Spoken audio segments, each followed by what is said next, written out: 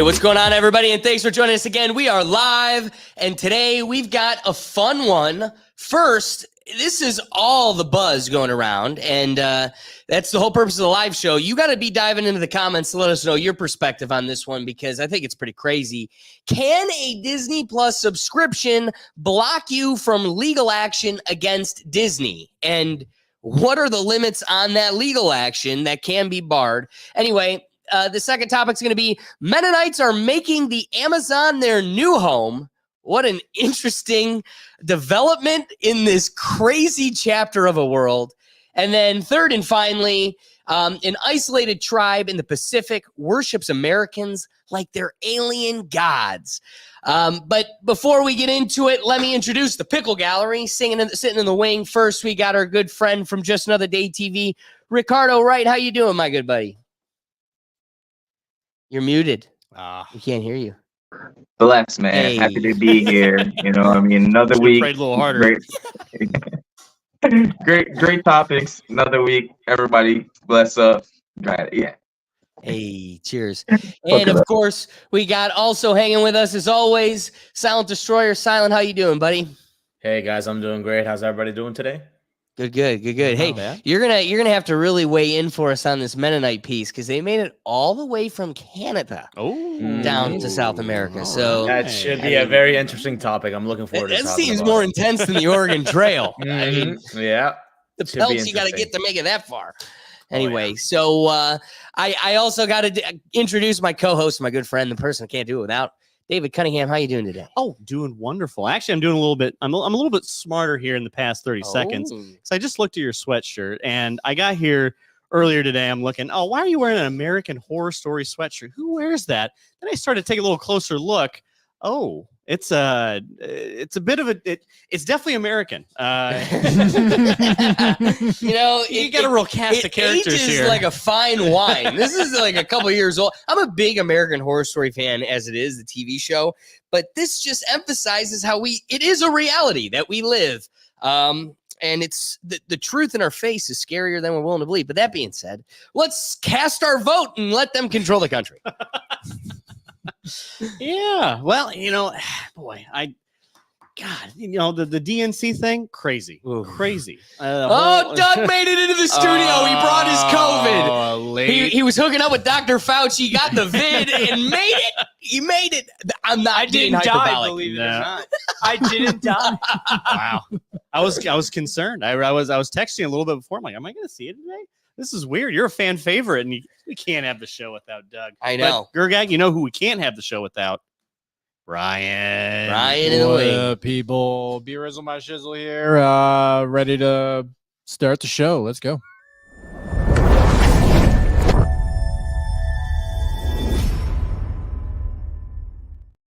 So, guys, this first topic is a very interesting one. And, of course, today brings further development. So the story is this. A lady and her husband are dining at a Disney resort. It was Orlando. They're eating at one of the restaurants at Disney, and they make it abundantly clear that she has a peanut allergy. And Disney and the restaurant itself continues to assure them that they have taken the precautions, that there are no issues, there will be no cross-contamination, and you can surely dine with us. As she does, the poor soul happens to pass away because there were nuts in the food, at least some sort of cross-contamination that just ended in tragedy. Now, who wants to go to the happiest place on earth and lose a loved one? Some would hope that there's, I don't know, an avenue of reconciliation when mom doesn't make it back from the Cinderella castle. But turns out, ipso facto, if you have a Disney Plus subscription and you click the I accept button, they bent you over a barrel and you didn't even know it. In the fine print, there is a claim that you have signed away all ability to take Disney to court and that you forego that right and you are forced to go through arbitration, which, again, Disney, one of the richest entities in the world, can certainly use money to manipulate an arbitration process. So they know the advantage they can have if they can keep you out of a courtroom, keep you out of a jury of your peers who will certainly see the deep pockets of Disney and a dead mom or loved one and definitely respond in tenfold. A jury would pay you tenfold what an arbitrator would. So we say this because in the fine print, the claim is not only are you signing away anything in this contractual agreement for streaming Disney movies, but you have also agreed that this applies for all legal suits with Disney, period. Insane. So I think I wanted to make the argument, and this very much excited me because I'm like, we need to create the precedent. This needs to go into a courtroom, and a judge needs to just draw the line. A good attorney needs to argue that it is unconscionable that a person who contracted and traded for streaming movies in their own home or at the convenience of mobility, maybe in their car or where at the airport and on the train, wherever, I have contracted to exchange for a movie, it would be unconscionable that in any way was the contracting of physical harm. If there's no anticipation of physical harm coming from streaming anything. So I was excited that we could create a contractual precedent that makes this blind accept all. Because again, that's what it is. Yeah. You want to update your iPhone? Accept the new terms. You want to log into Facebook today? Accept the new terms. I beat this dead horse a little too much, but South Park does do the best at satirical education. And a long time ago, South Park already kind of brushed or dissected this topic with the human centipede. In the story, in the South Park episode, it was mocking how we all just blindly accept every iOS update. At the time, it was iPods. Okay, so we were accepting that my iPod update, I accept whatever the terms are. Well, in the show, in the fine print, and this was also at the time that the Human Centipede movie came out and it was a big craze, but it said in the fine print, you agree to be a part of the trial for the human centipede, which was the human centipede, 3 humans sewn together, and an iPad taped on the forehead of the front guy. So it was a great satirical way of mocking how a strong, zealous council could truly defeat those contractual agreements by proving as a society nobody knows what they're contracting for, and it has become a fabric of our society to accept those just so we can get the service or utility of the thing we already bought. Like, I'm sitting here with an iPad or an iPod. You're telling me I have to hit accept just to use it or just to update it? It's again, unconscionable to expect the layman to read a 5,000-page contract to get their iOS update, to access Instagram today, whatever it may be. So, one, I don't have much empathy or acceptance for these deep clauses in blind I accept clicks. But the development in the story that comes today is that Disney, Disney's a good guy. Disney's a good guy. And there's blowback. Could you believe the public's got a little bit of blowback finding out that watching Pinocchio stops me from suing you when you kill my mom? So because of the blowback, we're gonna try to correct this wrong. We're going to forego arbitration and let it go to court, AKA we'll just settle and pay you off and whatever it takes. We'll let this go away. But everybody's happy. Everybody forgets about it. Everybody then goes and continues and hits play on Pinocchio. But the scary thing and the scary reality about this, and I should be more reluctant to acknowledge this, but this is what it is. Similar to those camera citations that I've seen, what you will see is a prosecutor that is going to lose the case on its merits and probably strip their ability to use these tickets on the public for the rest of time. It would create a precedent that might kill the cash cow. So what does the prosecutor do right there? They just goes, I dismiss it. We let it go. Hey, you're happy because you don't have to pay your $300. You go home and the judge doesn't make a decision that kills the cash cow. That's what you're seeing here with the Disney situation. They are going, we're the good guys. We're going to let it go to court. We're going to ignore the arbitration. It's not that they're removing it. It's still there. It's still, you're blindly accepting it, but we're not going to let it go to a trial to which a precedent can be created that breaks this for the future for us. Okay, that's my diatribe. What are your thoughts? Well, I think there's a couple interesting things with this that I think call into question how they're enforcing some of these rules. So let's go on tax purposes in general. So I think Disney Plus, I think tax can be taxed a little bit differently than the parks, which is going to be a little differently than the movie studios. They're all separate companies. They're all separate LLCs. They're all separate businesses within themselves. So you sign a terms of service for one company, and that prevents you from suing another company. That just, it screams to me, you can't have your cake and eat it too. Or you can't be such a big company that you own everything. And it's like, you can't sue me because of my apples, because I also, because you bought my Band-Aids. Yeah. Right? It's like, you can't own everything. They are essentially the city down there, too. They are the county. True too. Like, they're the government. So yeah, they are. I got to admit, Doug looks good. COVID looks good on him. He's lost some LBs that he didn't even have to lose. A few days of relaxation can do one. Doug's out here pretending like every day ain't relaxation. He's got that glow about him today. I don't know what's going on. I mean, it's just good to be back. That's right. All right. It's like you left to begin with.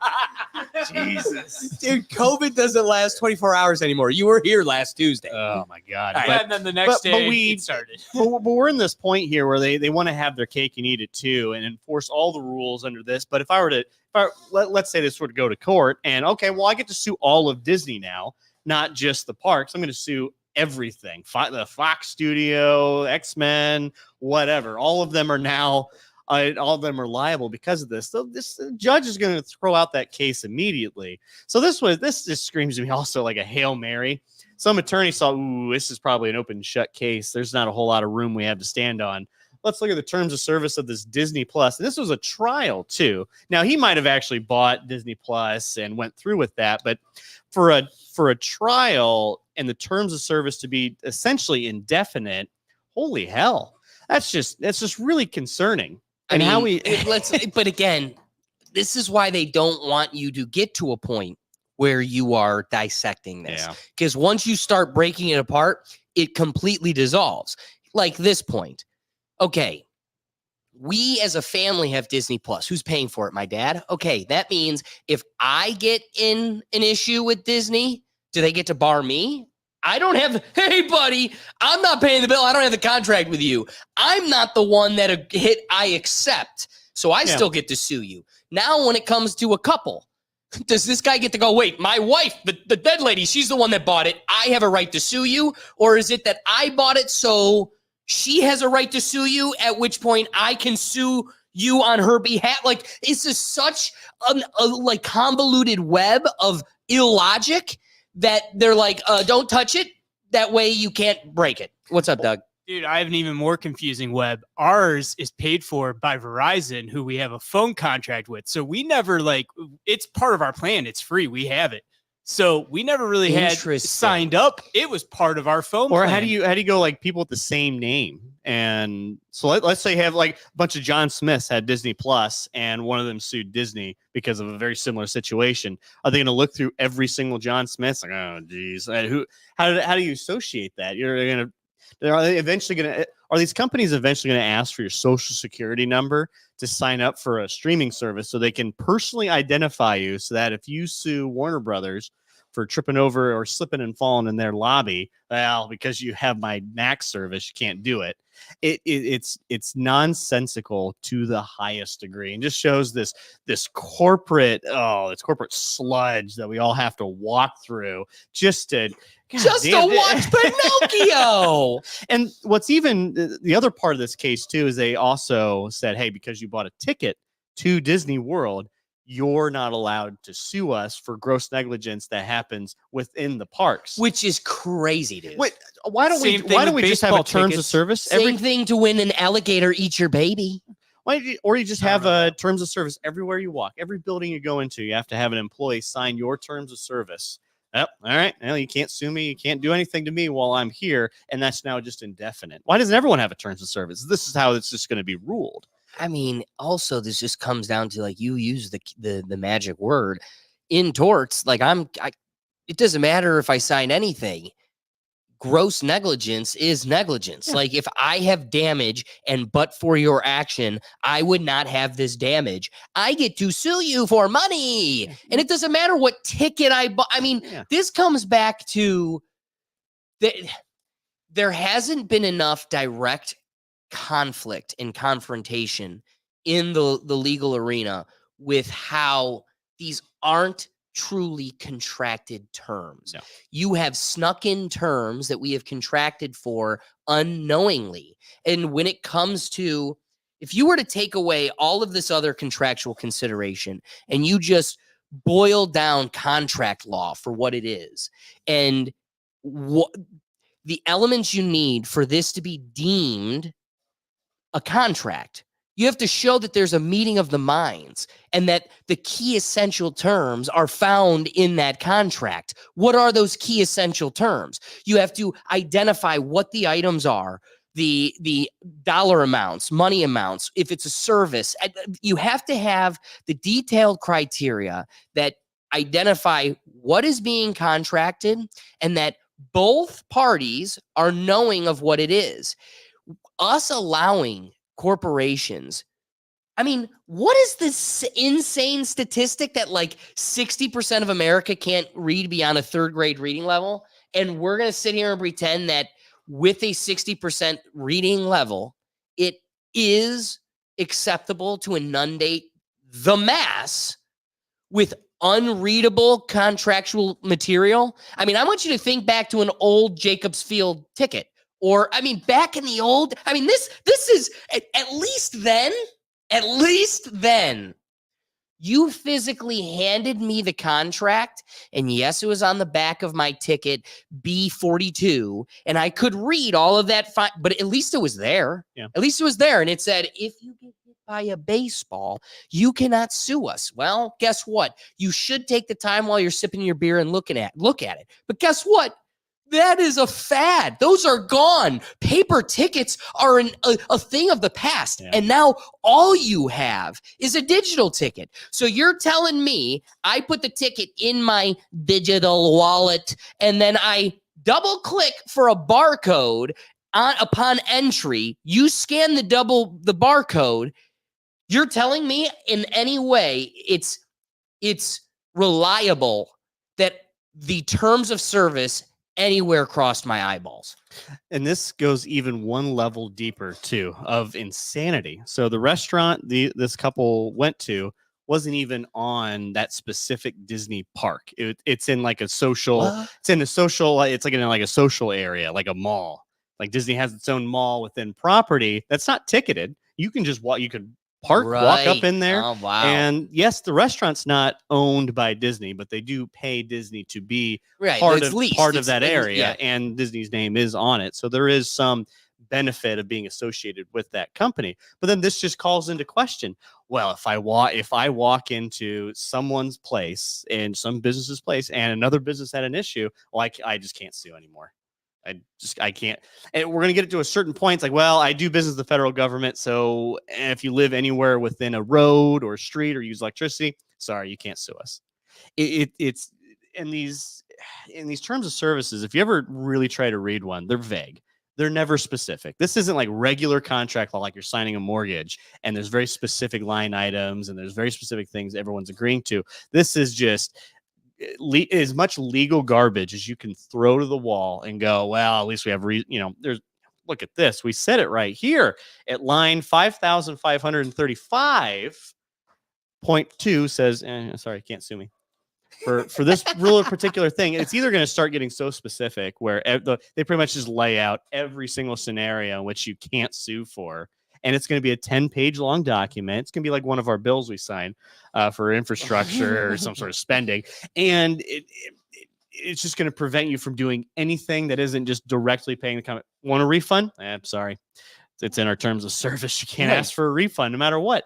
We got to have a breaking point somewhere. And I hope this is it. I hope this is the final straw that broke this camel's back. But like the truth is, as long as they continue to go, all right, fine, we'll let you go to a jury. Like as long as they keep doing that, then it never gets challenged and never gets shot down.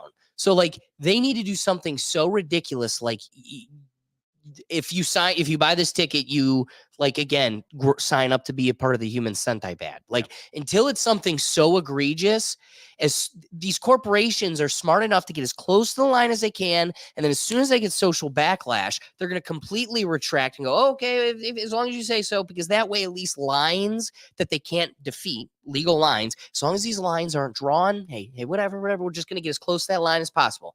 Ricky, what are your thoughts?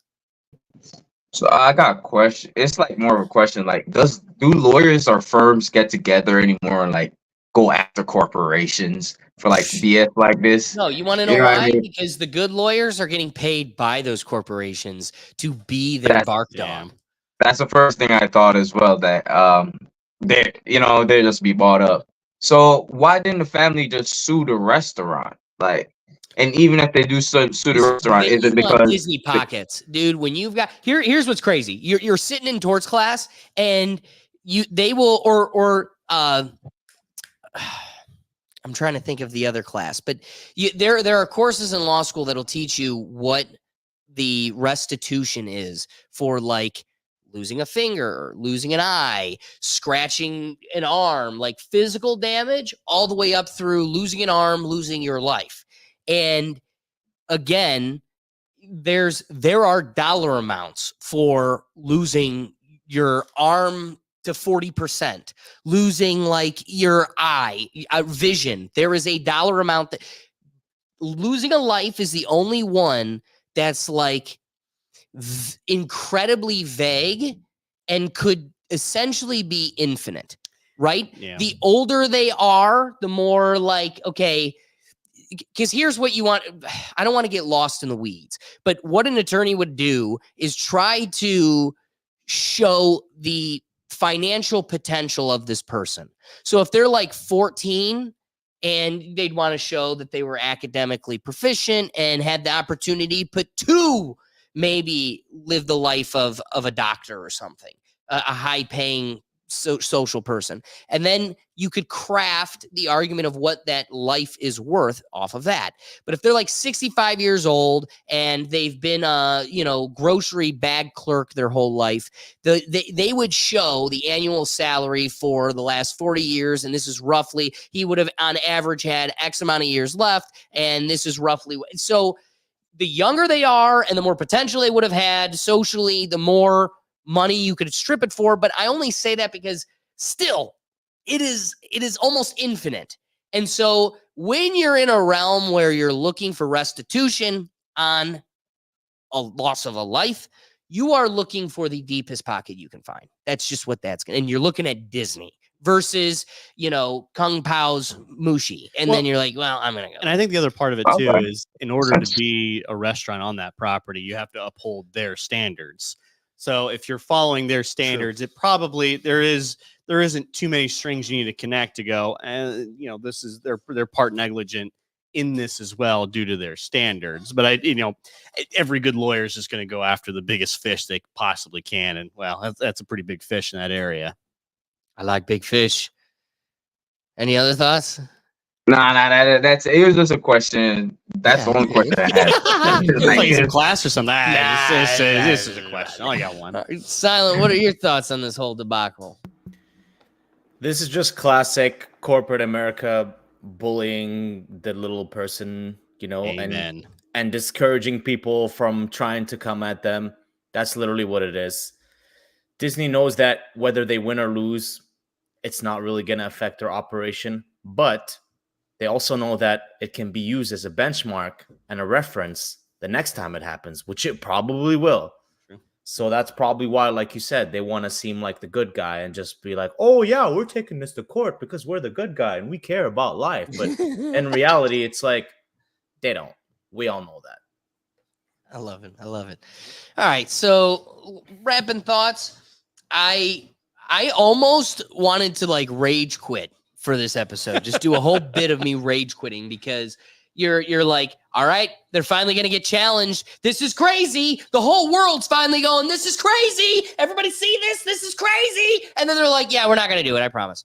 And it's like, no, you don't get to do that. You don't. Then it's kind of like, again, if you have a citation that might be legally vague or corrupt, and it's like, well, you don't just get to dismiss it so you could continue to keep screwing over the next little man.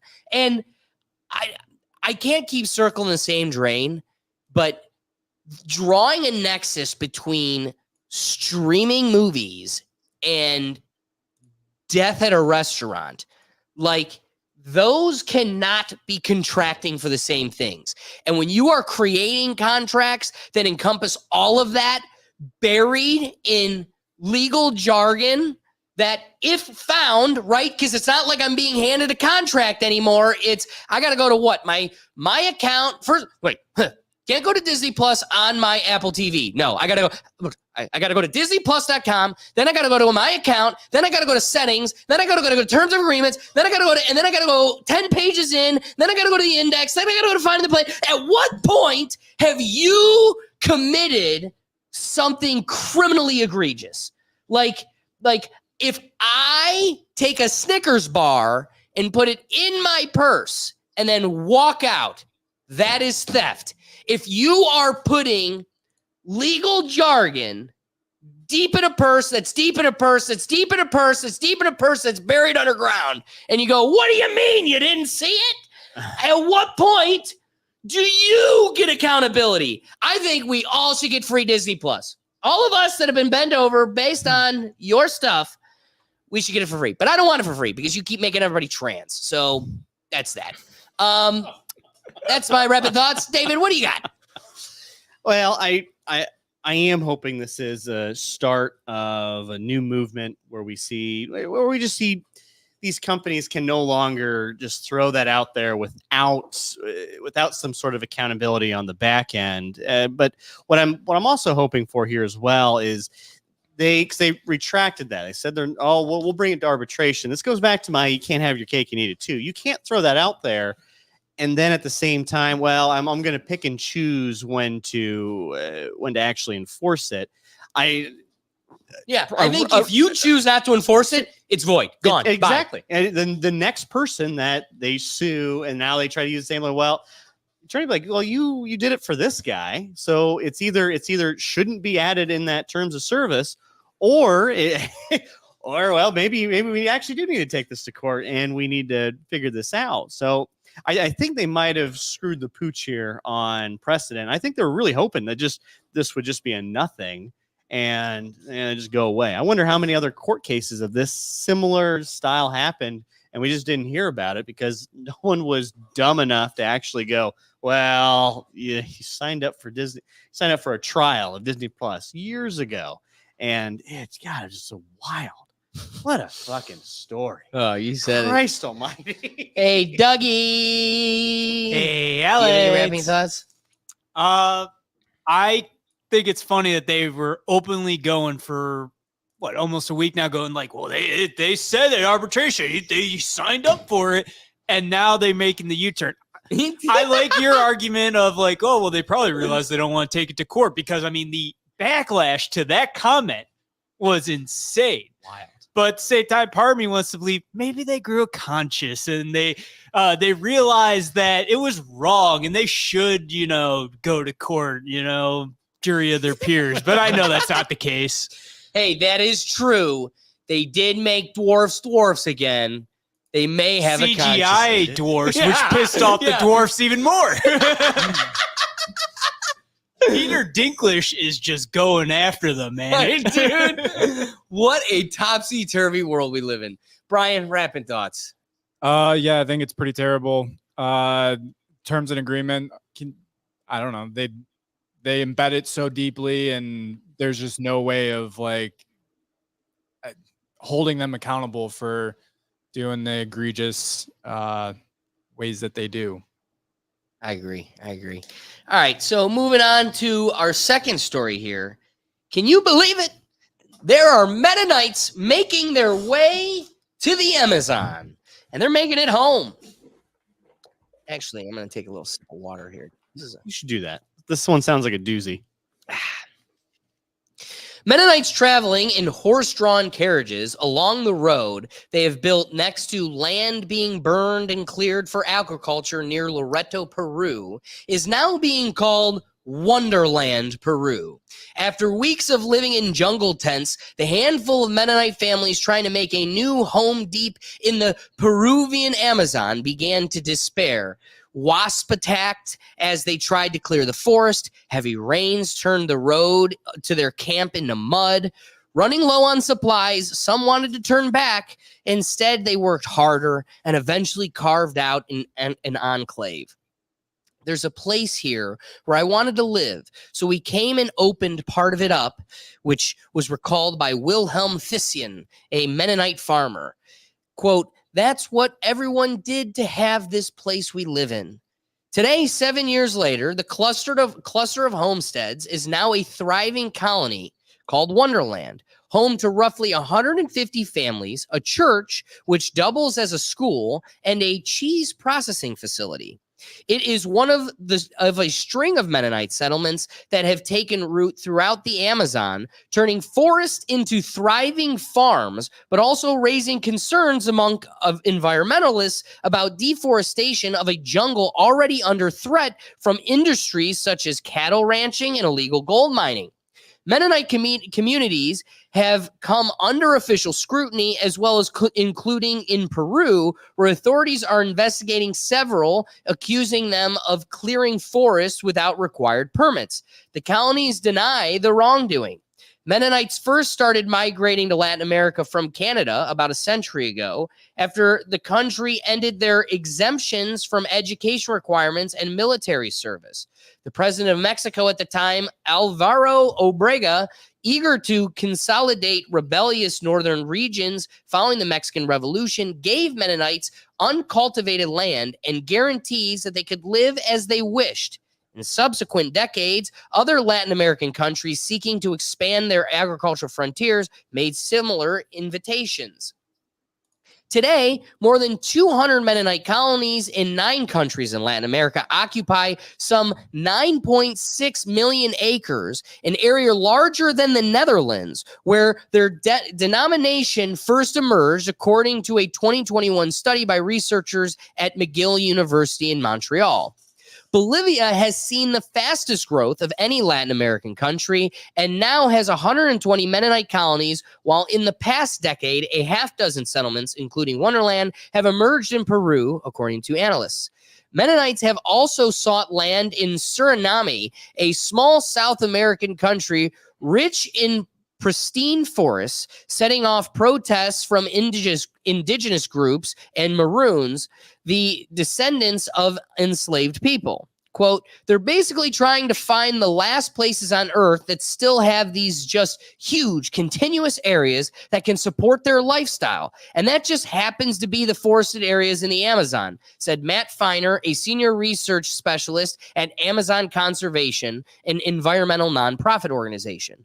On the ground, Wonderland looks like a page from the past. Horse-drawn buggies carry passengers along dirt roads. Men in overalls toil in the fields, stretching behind simple wooden houses. There is no electricity. As night falls, families dine by candlelight after giving grace in their Dutch language, Plattdeutsche, a Germanic dialect spoken almost exclusively among Mennonites in Americas.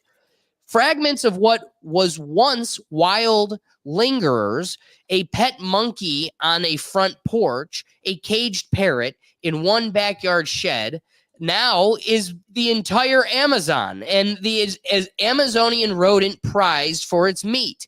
He caught them in the forest and wants to try to breed them.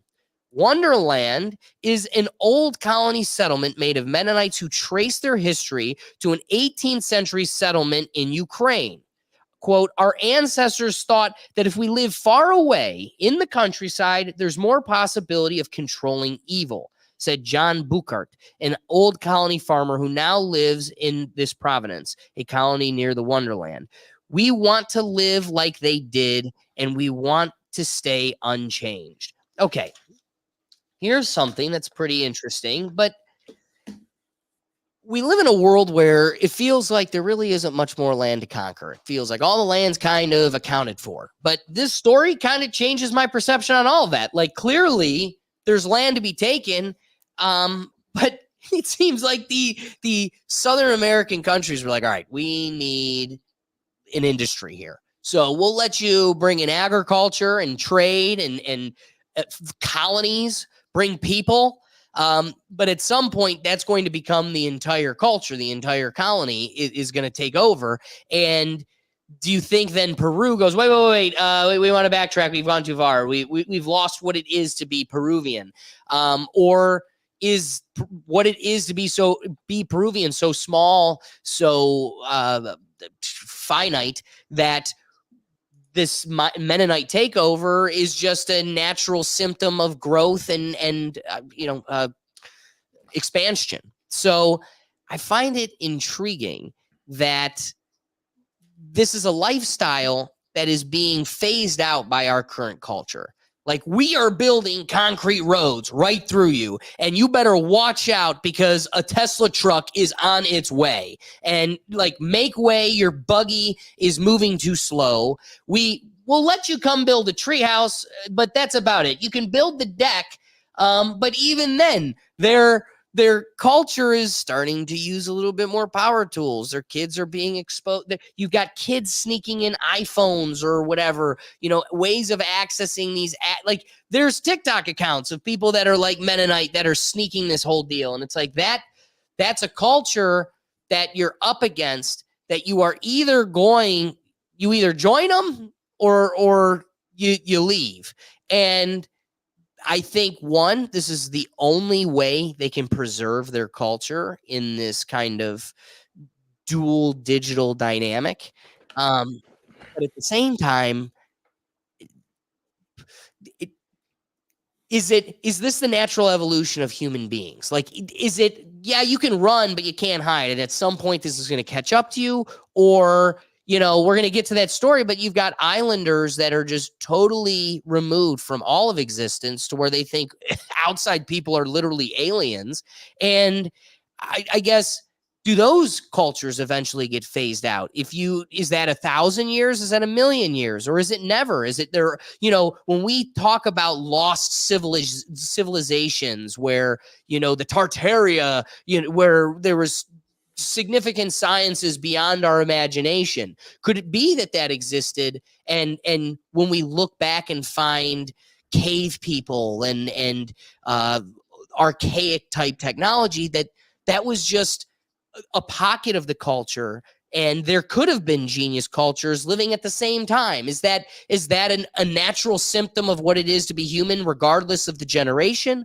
Or does this inevitably lead to us all being cyborgs, and it's just going to take them a little bit longer, but it'll catch up to them? I think there's some allegories here with this one. Yeah. Of this, let's go off your first couple points here, where the takeover of Bolivia. I don't know if I see the Mennonites and by extension the Amish as kind of a culture that takes over a place. They kind of keep to themselves. If you've ever dealt with them, they're not. I don't know. They just they stick. God and family is really kind of their big things, and they want to be self-sufficient. So they really just want to be left alone. So it really doesn't shock me where they decide they probably got to a point. We see electricity everywhere. We see temptation. This just isn't what we believe. We don't want to be a part of this. We're not going to protest against it. So let's just move. Let's go somewhere where the chances of running into that are going to be a lot lower, and Bolivia's not a whole lot going on there. So if they can be self-sufficient, they can move there, and it's not like, I don't know, they're not taking over land. I'm assuming the Bolivian government kind of. Well, why don't we do that, dude? Like why do you need to be a culture of rubbing sticks? Like why can't me and the Rethink Tank gang, like me, Ricky, and Silent Doug, you might talk too much, but like. We'll go to Brian. Will build the fires. Brian will just sit there and only build fires for us. But why don't we do that? Why aren't more people just like, okay, you have California being just drowned in homeless tent people. Is it either that they're lazy non-go-getters, that maybe they have a mental illness, or or if they are lazy, then that means they could just go make a life else. Like, here's land. Make of it what you will. Find fish, hunt, like do, make shelter. But at least now you're not on property that you will eventually get kicked out of or should be kicked out. I don't see homelessness as necessarily a culture. They're not exactly they're not organized, they're not unionized, they're not But I'm they're saying not take an pulling in the individual. same. Like take a couple of crackheads, 3 crackheads are like, we're good friends and we need land. Like, why isn't this a thing? Why is this just Mennonites grabbing life by the squeezing lemonade? I don't think I don't think the Mennonites are just given land. You're not given land in this type of scenario. Now, do they broker a deal? Do they do something? I don't know. I don't know what the specifics are, the terms, but you don't just get 9 million acres for nothing. That doesn't it was happen. A slow expansion, dude. Literally, the story is them building their own roads. Like they're in an Amazon. They don't have a road for a buggy and carriage to go through. So they make their own, and then rain hits, and they're like, oh, man, we're stuck here for a few days because the tires have now melted into the ground. But it's like they built their roads. This was kind of like if we get there, it's ours deal. This is the Oregon Trail, but to the Peruvian puff pepper. Yeah, but the government's allowing them to be there. If the government didn't want them to be there, they will not be there. They're not exactly going to fight. They're not going to fight back. No, what are they going to fight back with? The government was willing to accept them because Yeah. they wanted expansion, they wanted development, they wanted agriculture. Exactly, and I think that's different than that's a little bit different than the homeless analogy, because they're not. I don't see a whole lot of homeless building roads. They're not. They might be cutting down I don't know, trees. man. You never know. Those houses and huts are pretty intense. You see those double-decker homes? Well, the engineering on the personal side is pretty impressive, but on the public side, the shared side, not necessarily. They might build a fire, and that might be there might be a fence, might be a fire. That's about as far as they go. They're not building roads, they're not building furniture, they're not making bread. Amish cheese, good stuff. But but I think I see this as in a society that is continuing to move further and further away from what you deem to be wholly respectable and what you be around. In a way, I admire their ambition. I don't agree with it. I think it's dumb to pull away that much. But hey, you're not taking it to my street. You're building your own, which is pretty impressive. I can appreciate that. It's got to be what a wild transition going from like northern United States to Bolivia, the rainforest, all the the monkeys. Imagine the shit they were seeing the first couple of nights they were there, all the bugs. Wild. All right, so what language do they speak? They speak Plautedeutsch, which Yeah. is a Germanic dialect. Just imagine these Mennonites with a Plautedeutsch Germanic dialect being like, "Bitte warten, guten Tag," and they're like, no.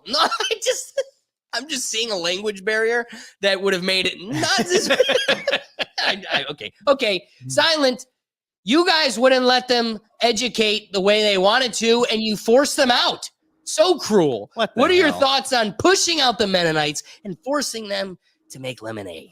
Cold.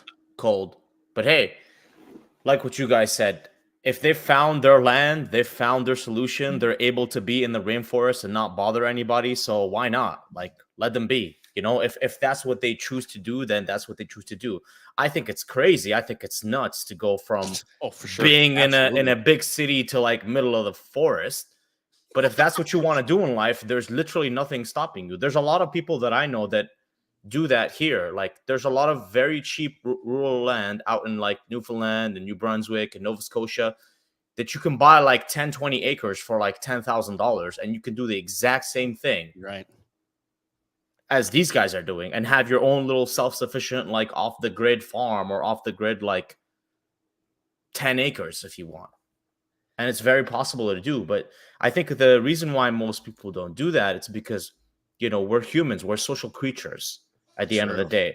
So if you isolate yourself like that in the middle of a forest in Canada or the US or the middle of the Amazon, you're probably going to start to go crazy after a few years, or maybe not. I guess there's only That's one why way you to need a find out, critical right? mass of people. Like you need to. That's why these Amish families are fairly large. I mean, they're having 7, 8 children, and they live with their parents. You know, their parents live with their Right. grandparents. So it's Well, you know, because half of them are going to die from typhoid. yeah, Yeah. So you have these communities of hundreds, maybe even thousands of people. You go, all right, well, I guess we're going to the rainforest.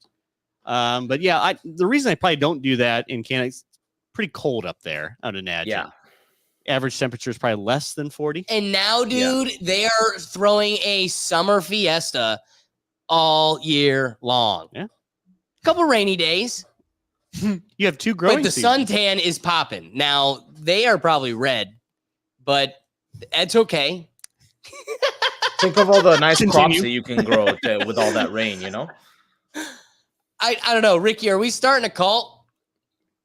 Nah, we ain't starting no cult, but we can definitely, you know, migrate somewhere. You feel me? But like, I like We can it. I call like it the it. It's not like they retreat. went there and Hey. didn't contribute to the country. The government allowed it. They need more cattle farmers, and they contributed. They created their own lane. That is great. That is what anyone should want to do. Like, you know, if you're allowed to, if you're like, and if you have the resources too. Why the fuck not? I would love to definitely move to like next to a water spring somewhere, you know what I mean? In the middle of nowhere, but I still have access to the mainland. But you know, that's just wishful thinking. They did it. It took them years, hundreds of years and years and years, a lot, 100 years. What you say, a century earlier? So Yeah. it didn't just happen overnight. And And- it takes like slaves to speed that up. Yeah, facts. I think they want to get into that realm right there. Yeah, I don't think it would align with their religious belief. But but I like it. I like the story. I don't know why the government is trying to turn their back on them now after they've been established for generations. They're getting too Kind of big. bullshit. Yeah, it's kind of like ooh, just a little The bit. rabbits are growing. Slow them down. Too big to fail. Too big. It's not to like fail. it's not like any of them are like. Is there like a Mennonite like high republic like in the Senate of Bolivia or wherever, Peru, wherever? Oh shit, It's that like, might. are they taking over the government? Yeah, Or like they're not doing anything to bother anyone. yeah. They might have enough people to be able to vote in a specific district to actually have some representation, and that And now they're representation- politically worried. Yeah, That's okay, and I didn't even think of that. Isn't that what it's about? They create their own district, so they should have their own representative for that district. Oh, yeah. We might just poked a hole in this whole thing here. No, that's exactly why they're upset. Yeah, There's way too many of you, and you're taking. I was delicately saying they're going to take over the culture, but really, they're going to become the They're world. Like taking you over the will become government. this country. You will become. Then you will be your own sovereign nation, and you will police yourself. And before they know it, the nice Peruvian leader that let them come immigrate and develop the land is like out of a job. How Well, quickly sign do a they, treaty before it get hostile. militarize? What's that? Sign a treaty before it get hostile. Give them one representative and call it a day. You know, like get ahead of it. You know what I mean? Don't Yeah, let history dude, repeat itself. Like, if they play in numbers where it's just like Josiah alone has 30 kids, like that's we're cooked. We're cooked. Just have them do it like 3 times over, and that's all of Peru. So like 3 generations, and you've got your own country. So I could see that being a worry, but you wanted to benefit from their kumquats and cucumbers as they developed agriculture. Now, guess what? Now you've got a whole lot of cheese and churches everywhere. That's a you problem. Like you wanted the carrots. And you let the devil in. Yeah. They probably wouldn't appreciate that, but they're not watching this. Hey, it is what it is. Do you guys have maybe any they should start thoughts? sending back some of that cheese back to Canada, man. That's great money. You know what I mean? Mennonite cheese from Bulgaria, bro. Like that's great. You know that's great. You know they're sitting back saying the best thing to ever happen to us was you telling us we couldn't hold our dummies out of school. Now we're on a beach somewhere. Like if we were gonna let you educate or all you had to do was let us stay out of school and just continue being dumb. And you made us go to a beach. I don't know. Any wrapping thoughts? I think it's a very simple solution. If you don't like where you are at, what country or what city or what area, what neighborhood, there's 2 ways that you can deal with it. You can either A, try to fix the things that you don't like, or B, just move. And I guess they chose the second option, which seems to be working fine, and everybody seems to be happy with it. So they're not hurting anybody. I guess you're right. That's the right decision to make because we aren't going backwards. The iPhone is not going back in the toothpaste tube. It's not, exactly. And it's only like technology is going to continue to become more and more part of us as the time goes by. Right. Yeah. Terms of services are getting out of control. Can't get away from it. It's a problem. Yeah. I don't blame them. I don't blame them one bit. Ricky, any wrapping thoughts? They were welcome. They did what they're supposed to do. They conquered. They breed. And hey, why y'all bothering these people now, man? Let them live. Let them live. My wrapping thought is I just hope you guys ever see the Johnny Depp Charlie and the Chocolate Factory? Yeah. Where like he goes and gets the Oompa Loompas and they're like in these giant tree houses in the Amazon and they're all connected and it's this like giant tree world.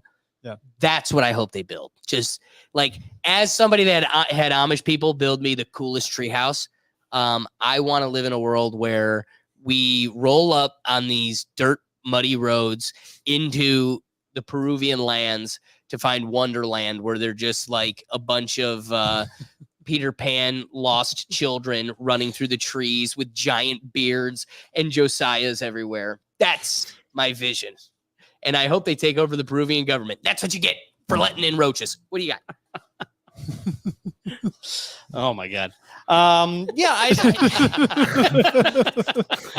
that visual. So I still don't. I don't think there's too much worry here. I know the government might be a little concerned with some representation, but I don't know. They really keep to themselves. This isn't. You don't hear of Amish causing problems. It isn't really a big deal here. I think in our area we experience more Amish than most across the country. So. Again, if they want to do that and they got permission from the government to go do it, I'm not against it at all. And it is a little admirable. I do appreciate it. I think it's pretty cool. All things considered. Brian, wrapping thoughts. Yeah, I've been thinking about what would Rumspringa look like. I mean, you really painted They're a just picture. running with sticks through the woods. You really painted a picture with the Oompa Loompas up in the tree. I think that would be pretty close to what Rumspringa is going to be for them. my God. And I hope they do continue to make their Amish butter cheese because those Peruvians have been missing out. Hold up. Time out. We've been talking a lot about Mennonite cheese, Mennonite butter.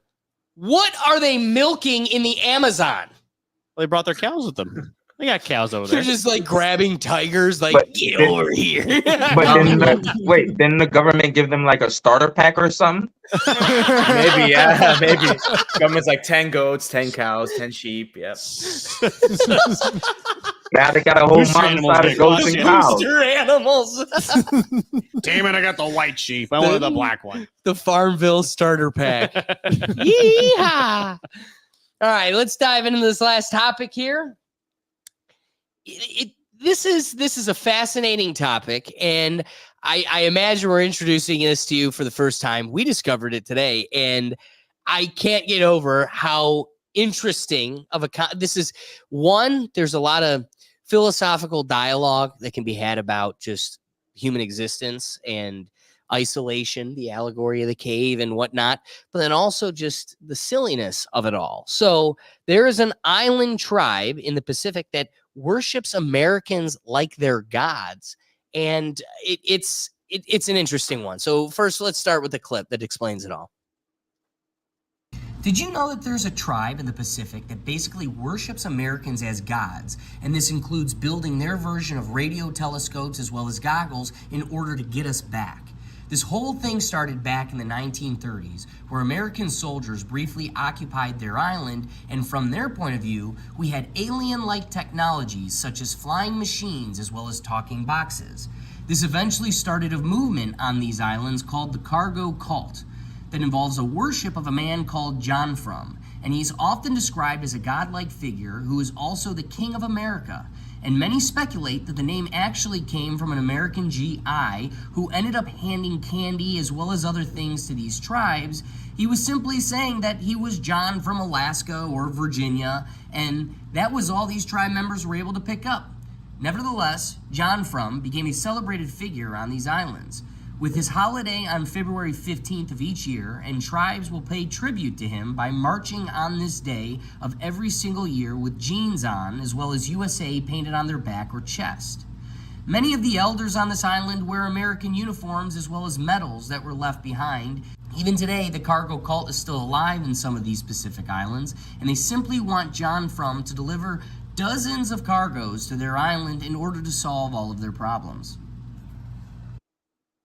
So the funny aspect of this whole thing is American military lands on this Pacific island, and they're marching with what seems to be stolen technology. Their belief is that they did these dances with these sticks all in lockstep, the military march, and that is what had caused the aliens to drop them these cargo drops, right? And so now they have painted these sticks, and once a year they do this ceremonial march in the hope that these alien gods will also drop them the cargo from the. So they're this cargo cult.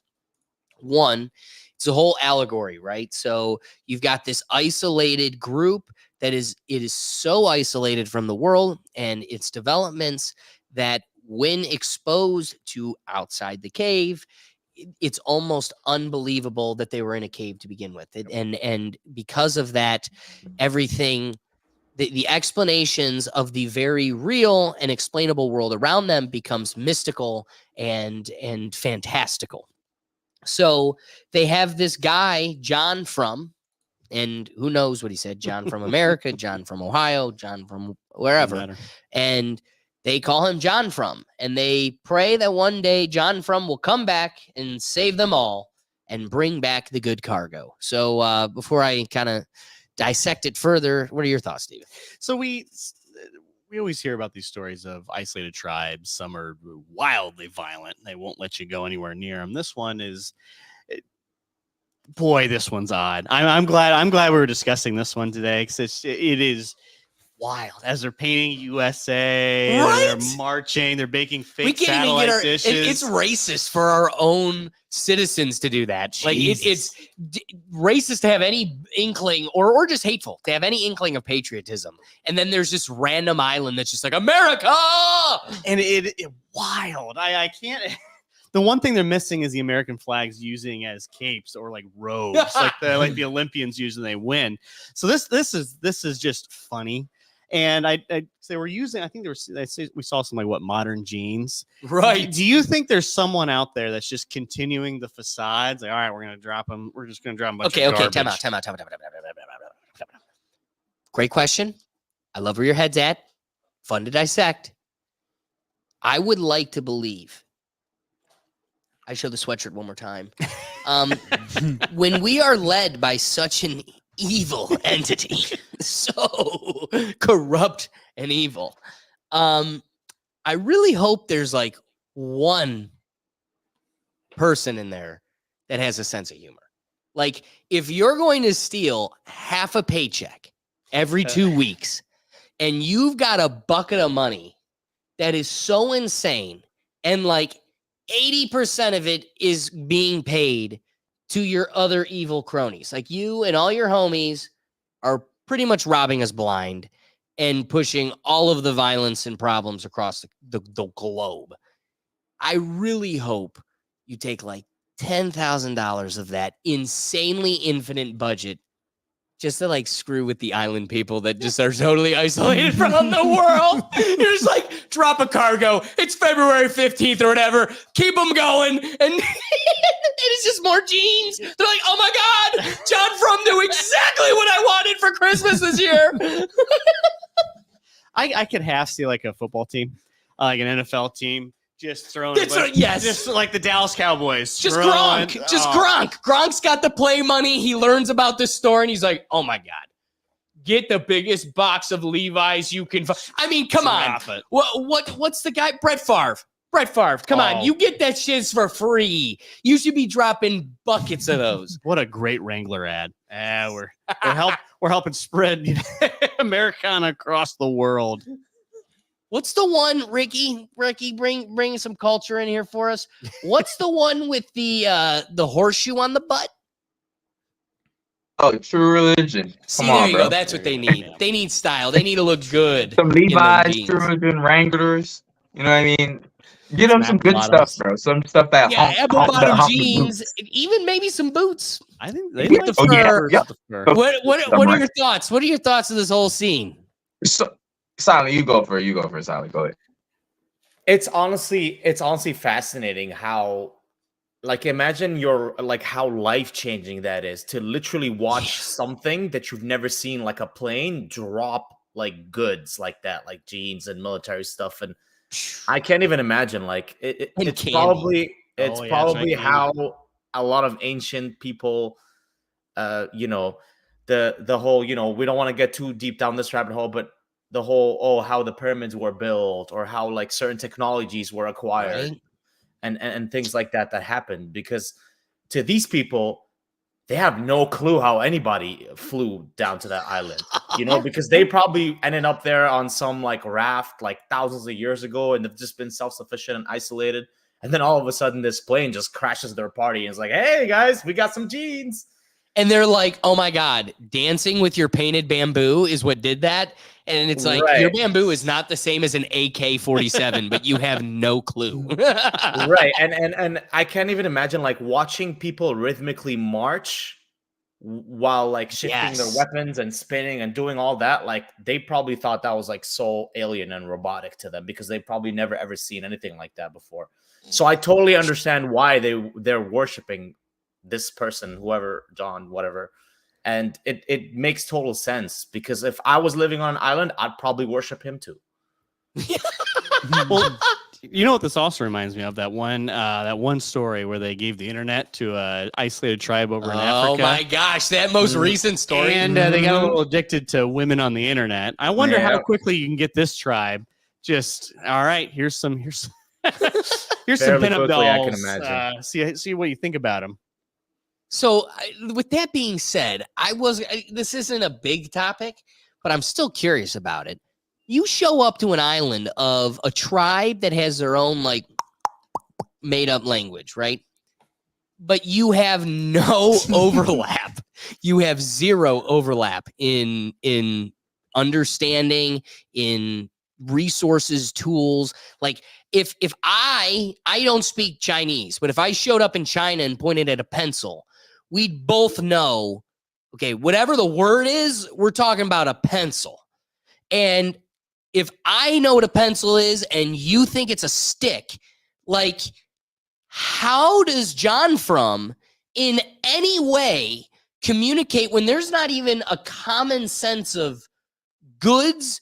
That, like, there's nothing to ground yourself on. Yeah. Clothes. What's clothes? I mean, they've got a leaf. You know what I mean?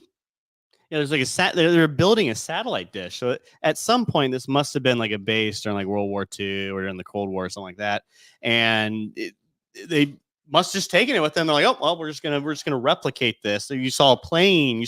Then the plane, I think, is trying to go downhill. They're trying to create flight as if they were the Wright brothers. No. See, even that's what's funny.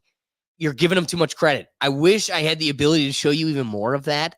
That clip is a very long dirt runway along it's the crest of a mountain. All right. So they've shaved off the tip crest of a mountain, and it's this very long dirt runway, and they have built a plane watchtower at one end so you could climb up into it, and they've got like wooden binoculars and stuff. And then at the other end is a wooden plane that is immobile.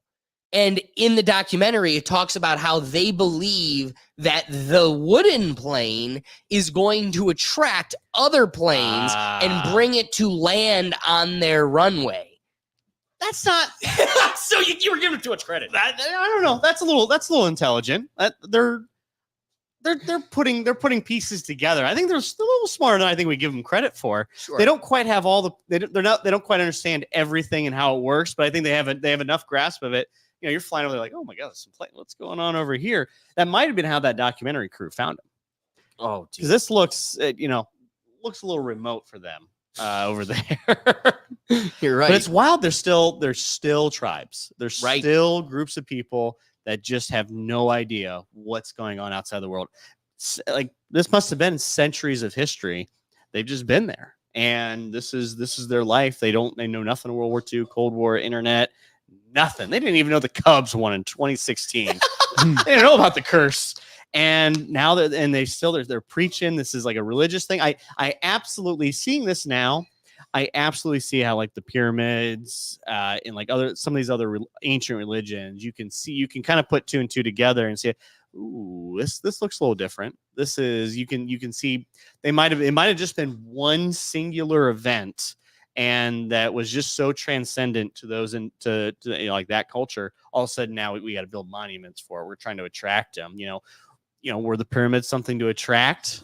I don't want to get I'm not the conspiracy theorist like I think some people are in this room, but definitely there is.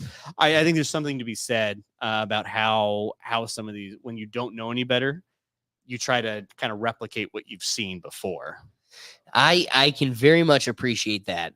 So before I get into my wrapping thoughts, I want to toss it. What's up, Brian? What you got? I'm wondering, like, all right, so they got this footage of these people marching and stuff. Well, what about the camera crew and stuff that were there filming? At some point, did someone go, hey, but what are you people like? Yeah, what are you? Yeah, like, what are you related to them? Do What's you know that John? box on your shoulder? Like, again, a giant movie camera in the Amazon is going to stand out. Like, now you've got this giant box. That's a great point, Brian, because one thing that I just kind of gloss over, when you're trying to put together the intro bit, I don't have the time to really even reflect on the fact that the lady's interviewing them. Like, they're translating what they say. So along the bottom are subtitles of what they're saying. But then also, like, you're looking at a culture that is totally removed from.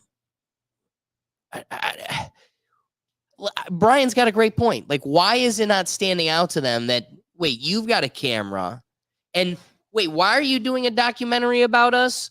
Like, you're asking me about John From, and you're obsessed with the USA Day. Do you know something about that? And then you would think she looks at him and goes, yeah, listen, there's a a giant civilization out there, and that's just commonplace. If you come join us, we'll show you like New York City and planes and everything else. And I just feel like it's comes back to the allegory of the cave.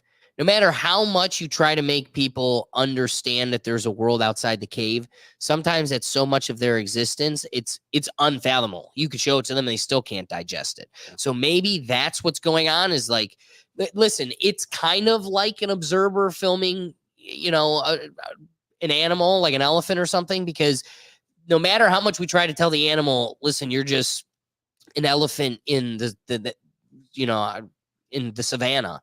Like, they're not going to compute that. They don't. What's the savannah to an elephant? Like, they don't understand moon, space, countries, oceans. Like, to them, those are non-concepts. You couldn't even begin to explain them.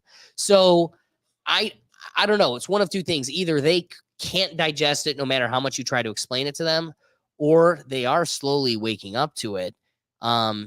But it's probably some in the culture and most still are oblivious. Well, do we know if this is the 100% of that culture on that island? Right. Or is it just like 100 people who just worship this thing and everyone else is wise to it going, what are you doing?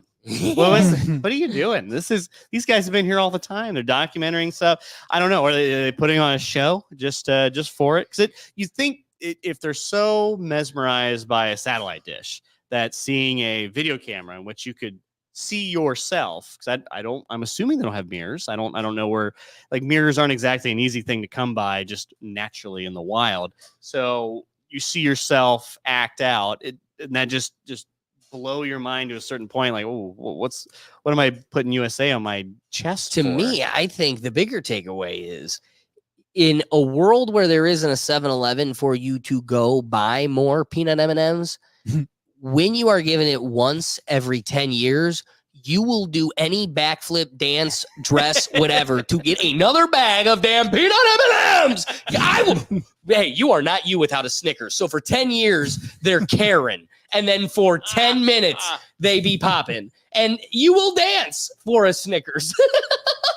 What would you do for a Klondike? That's what I'm saying, man. And if the flying boxes from the sky come with just a couple M&Ms, I'm doing any jig that makes it happen again. All right, rapping thoughts. Let's bring in the gang. Silent, Ricky, what are your rapping thoughts? My first thought is like, where's the ladies? Like, how are they born? Where's the lady? So that goes into what David said. Maybe it's just How are this they born? like this, what David said, like, The stork, maybe damn it, just them. from the sky gods. Oh my God, maybe it's just them on the island that does this. You know what I mean?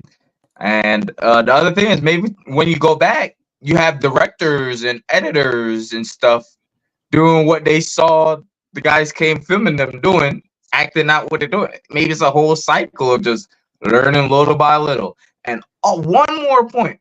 Maybe the Rethink thanked me to find this tribe and take a trip. Oh, wouldn't that be? Send some shirts. That'd be a good live stream. Oh my God. Could you imagine they're marching in Not Afraid to Rethink shirts and jeans, just lockstep. Oh man.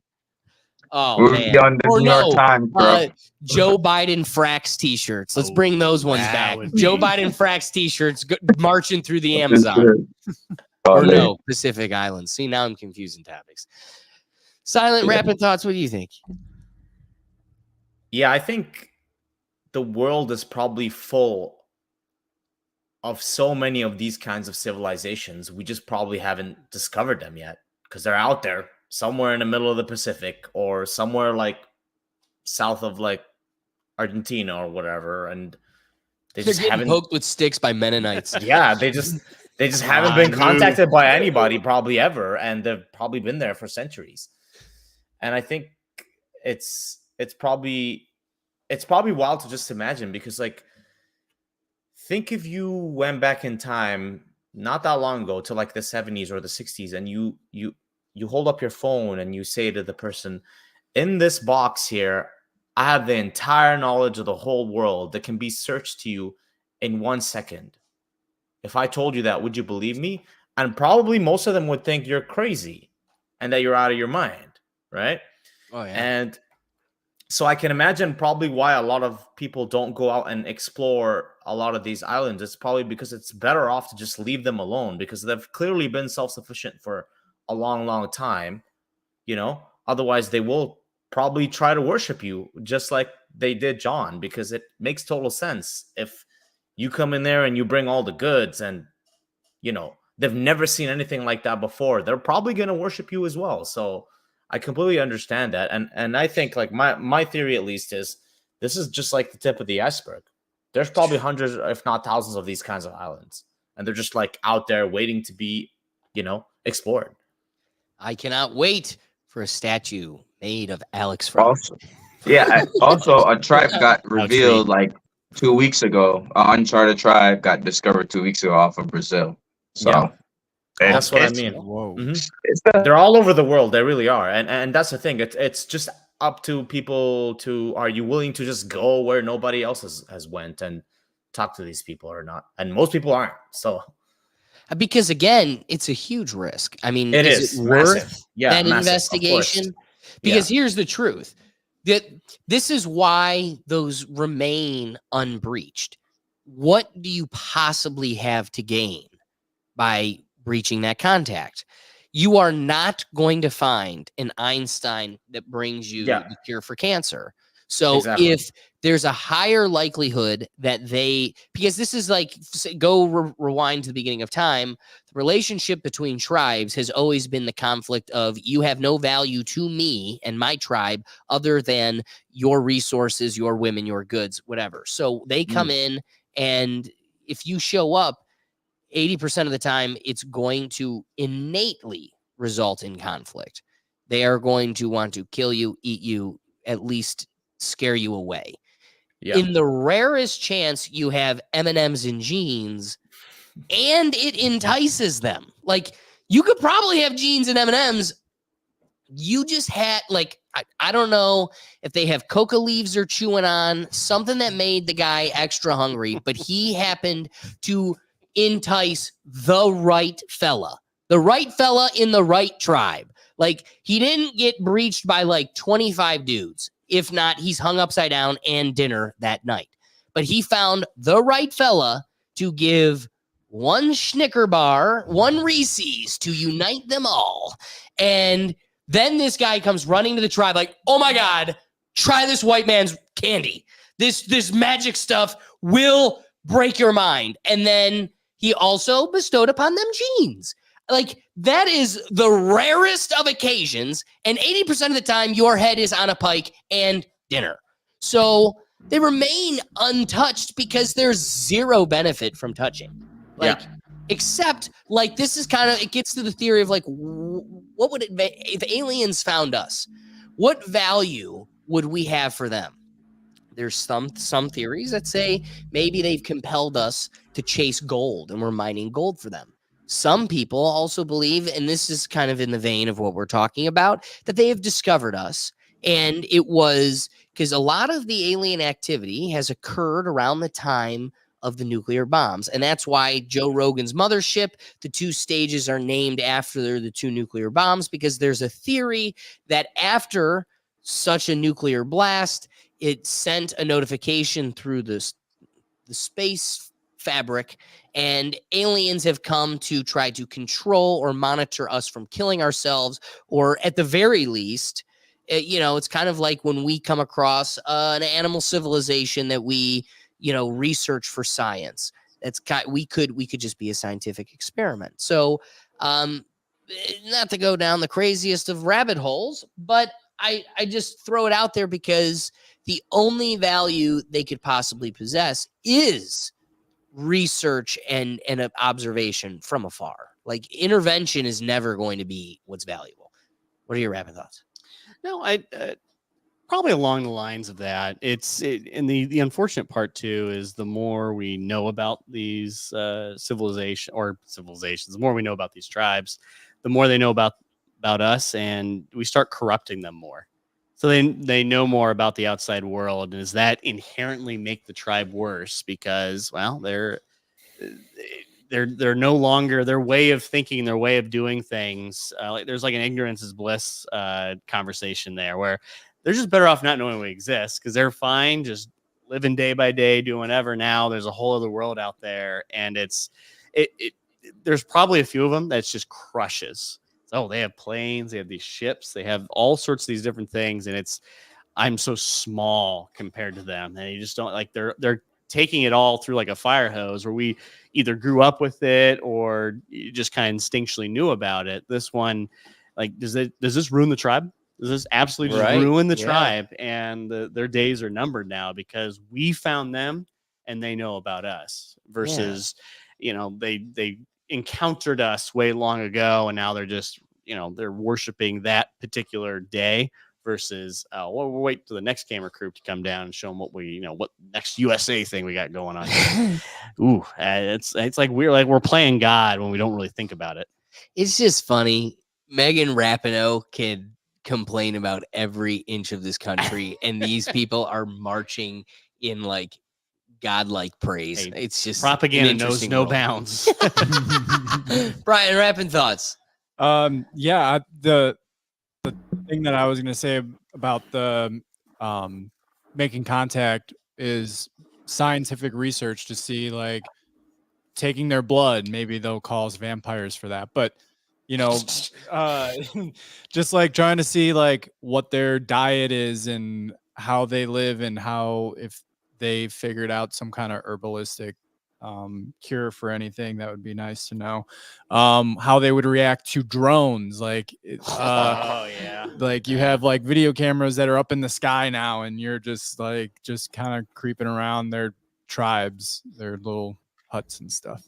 Dude, I have it filed away for our Rethink Actions channel where we react to funny videos online to get a little break from all the politics and stuff.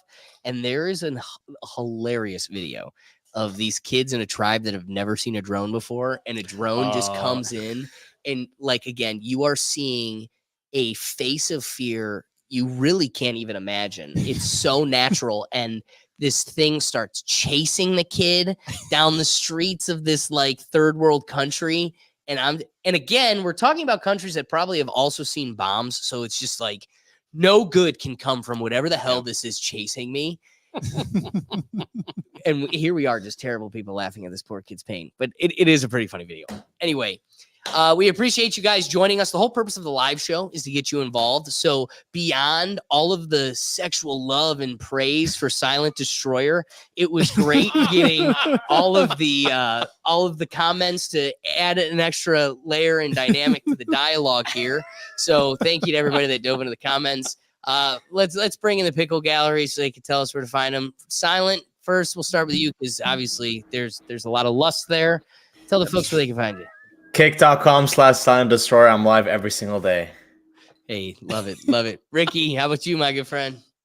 Hey, man, just another day TV everywhere. The right way, personal, funny stories. But like, hey, coming up. We almost off season, y'all. Hey, content about to be on spice. It's coming up, y'all.